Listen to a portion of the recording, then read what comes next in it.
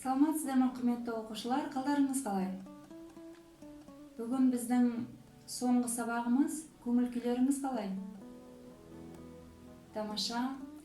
Презентация барлықтарыңызға көрініпті ме, оқушылар? Жақсы. Сабағымыздың мақсаты жазылым 4. Түрлі жағдаятқа сай өз ойын креативті жазу. Мақсатқа қол жеткізу үшін қандай тапсырма орындаймыз екен? Дұрыс айтасыздар, жазылым жұмысы. Оқушылар, бүгін хат жазатын боламыз. Бағалау критерийімен таныстырсам сіздерді.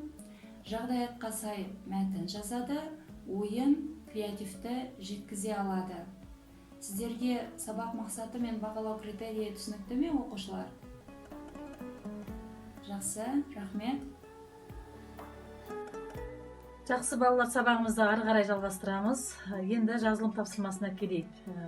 Алдарыңыздағы презентацияға қарайтын болсаңыздар, RAF стратегиясы тұр, яғни роль оқушы, аудитория Алматы қаласы химия биология бағытындағы Назарбаев зияткерлік мектебі, формасы хат, тақырыбы тілек айту, алғыс білдіру. Яғни еліміздегі төтенше жағдайлар әлі де жалғасып жатқандықтан, сіздер мектептеріңізді, сыныптастарыңызды, ұстаздарыңызды сағынды деп ойлаймын. Сондықтан сол сағыныштарыңызды білдіріп, 5 минут көлемінде өздеріңіздің хаттарыңызды жазуды бастасаңыздар. Біз Алматы қаласы химия биология бағытындағы Назарбаев зияткерлік мектебінің түлектері. Ең алдымен Назарбаев зияткерлік мектептерінің дербес білім беру ұйымының басқарма төрайымы Шамшидинова Күләш Нағатайқызына және мектеп әкімшілігіне алғыс білдіргіміз келеді. Елімізде орын алып отырған төтенше жағдайларға байланысты қашықтықта оқыту кезінде аса шыдамдылық танытып отырған біздің ұстаздарымыз бен оқушыларымызға алғысымызды білдіреміз. Осы жағдайға қарамастан, бізбен бірге тығыз байланыста болған кураторларымыз бен пән мұғалімдерінің де сіңірген еңбегі орасан зор. Бұл бейнероликке түрткі болған ой қазақ тілі және әдебиет пәнінде ұстаздарымыздың ұсынған RAF стратегиясы бойынша берілген хат болатын. Осы хаттың қысқаша мазмұнын бейнеролик арқылы жеткізуді ұйғардық. Уақыт деген ғажап құбылыс. Кеше ғана мектеп табалдырығын алғаш аттаған балауса жеткіншектердің қатарында болсам, бүгін қанаты қатайған, өмір сапарына дайын, әп сәтте ұшып кететін түлектердің бірі болдым. Алайда, ұшар алдында жүрегіме мөрдей басылған аяулы мектебімді қимай отырғанымды түсіндім. Тарыдай болып кіргенде, таудай болып шығарған ұстаздарыма, мектептің әр күнін ұмытылмас естелікке айналдырған достарыма алғысым шексіз. Рахмет саған, алтын ұя мектебім. Маңызы бар реакциялармен таныстырып, университет деңгейінде білімді бізге сіңдіріп, және сұрақтарға жауап іздеуді үйреткендеріңіз үшін мың алғыс. Және сонымен қатар осындай үлкен өмірге үлес қосып, химия деген пәнді үйреткендеріңізге үлкен рахмет. Құрметті биология кафедрасының барша ұстаздары, сіздердің арқаларыңызда біз тіршілік әлеміне саяхат жасап, ол туралы көп ақпарат білдік. Сіздер оқушыларға әрбір сабақты қызықты, креативті, әрі оңай түрде түсіндіріп, біздің биологияға деген қызығушылығымызды одан әрі арттыра түскендеріңіз үшін алғысымызды білдіреміз. Құрметті орыс тілі кафедрасының мұғалімдері, сіздер біз Назарбаев зияткерлік мектебінің табалдырығын аттағалы бері бізге бар білімдеріңізді беріп, білім нәрімен сусындаттыңыздар. Орыс тілі сабағында тек қана грамматика үйреніп қана қоймай, әлем әдебиетімен таныстық. Әр баламен жеке жұмыстың және де ортақ еңбегіміздің арқасында жақсы нәтижеге қол жеткізе алдық. Адам даңқ пен абыройға жетуіне бір адамға қарыздар. Ол ұстаз демекші, бітіруші түлектердің осы тілді жақсы меңгеріп, орыс тілде еркін сөйлеуі сіздердің еңбектеріңіздің жемісі. Мектептің әрбір түлегінің сіздерге деген алғысы шексіз. Қосып алып бөліп тағы көбейткен, шаршы ауданын тауып саны теңейткен, Пифагор мен Фалестен бастау алып, синус пенен косинусқа бізді үйреткен құрметті математика кафедрасының ұстаздары. Математикалық дағдыларыңызбен қоса тәлім тәрбиеге, алғырлыққа және де математикалық сауаттылыққа үйреткендеріңіз үшін алғысымыз шексіз. Қымбатты да қадірлі физика пәнінің ұстаздары, сонау ауыртпашылығы мен жауапкершілігі мол кәсіпті атқарып жүргендеріңізге мыңда бір алғыс білдіреміз. Физика сабақтары әрқашанда қызыққа толы әрі пайдалы өтеді. Әрбір оқушыға ерекше көңіл бөліп, қамқорлық таныттыңыздар. мектеп бітіруші жас түлектердің физика сабағын жақсы меңгеріп, сіңірген еңбектеріңіз әрбір оқушының жүрегінде мәңгіге қалмақ. 12 сынып оқушылары қазақ тілі кафедрасына ерекше алғысын білдіреді. Абай мен Мұхтар сөйлеген тілдің терең мағынасын ұқтырып, сөз маржанын дарытып, тілдерімізге өң бергендеріңіз үшін басымызды иеміз. Біз сіздерге әрқашанда қарыздармыз. Сөздің ең ұлысы тарих деп Ахмет Байтұрсынұлы айтқандай, өткен күн мен болашаққа ойша саяхат жүргізіп, әрбіреуіміздің жүрегімізде ұлттық құндылықтар мен патриоттық сезімдерді ұялата білген тарих пән мұғалімдеріне мың алғыс. Кең байтақ жеріміздің мол қазынасымен таныстырған география пән мұғалімдеріне, адалдық пен ізгілікке тәрбиелеген өзін-өзін тану пән мұғалімдеріне, 12 сынып оқушылар атынан шексіз алғысымызды білдіреміз.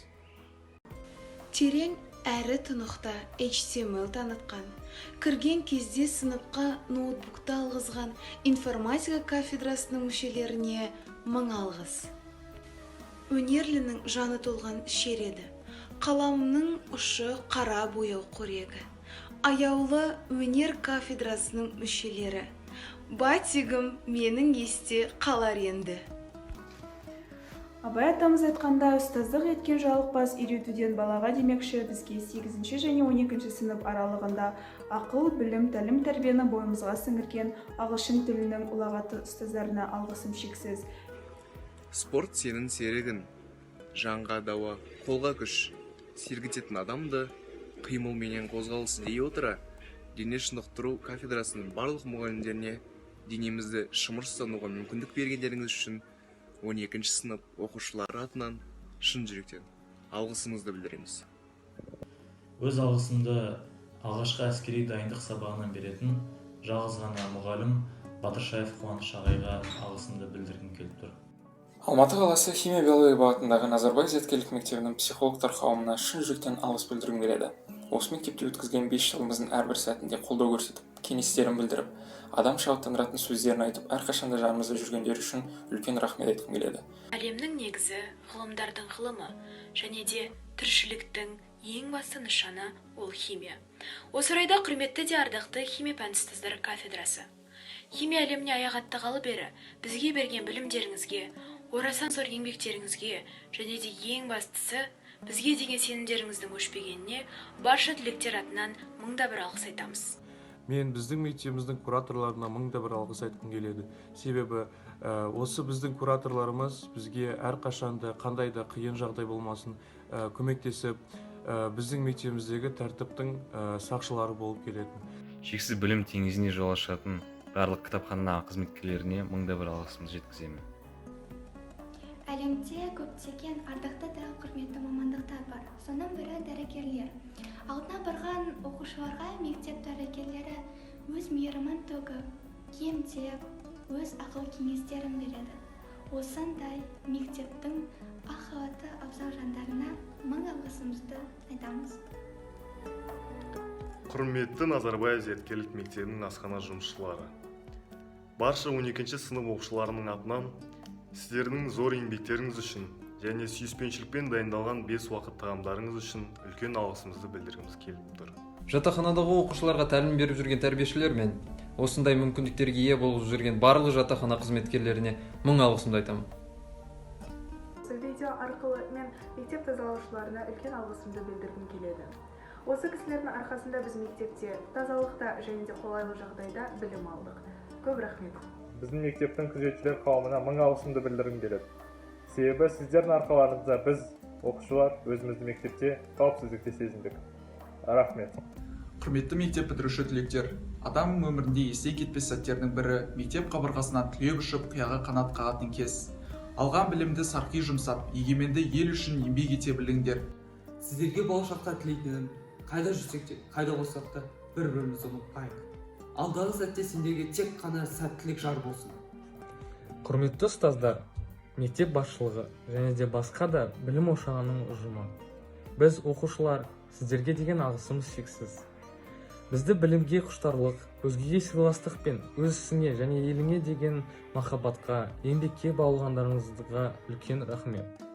Тұмсықтының тамағы шоқуменен табылар, өнер білім дегенің оқуменен табылар деп қазақ халқының ұлы педагогы Ыбырай Алтынсариннің айтуынша, сіздерде жүріп, бізге алаңсыз, уайымсыз, сапалы білім алуымызға зор үлестеріңізді қостыңыздар. Жай оқушыларды емес, еліміздің ертеңгі қаһармандары, зияткер азаматтарды тәрбиелеп өсірдіңіздер. Біздің бүгінгі бар білгеніміз, жетістіктеріміз барлығы да сіздердің арқаларыңыз. Сіздер төккен терлеріңіз және де еңбектеріңіз міндетті түрде ақталады. Себебі сіздер жарқын болашақ кілтінің иелеріне тәлімгер болдыңыздар. 90 ауыз сөздің толықтай түйіні. Сіздердің еңбектеріңіз және де барлық жасаған іс-шараларыңыз отанымыздың болашағының іргетасын қалап, мемлекет дамуына үлкен септігін тигізеді. Біз сіздердің сенімдеріңізді ақтап, рухымызды көкке ту етіп желбіретіп, көрсеткен бағыт-бағдарларыңызбен жүреміз. Сіздер әрдайым біздің жүрегімізде ерекше орын аласыздар.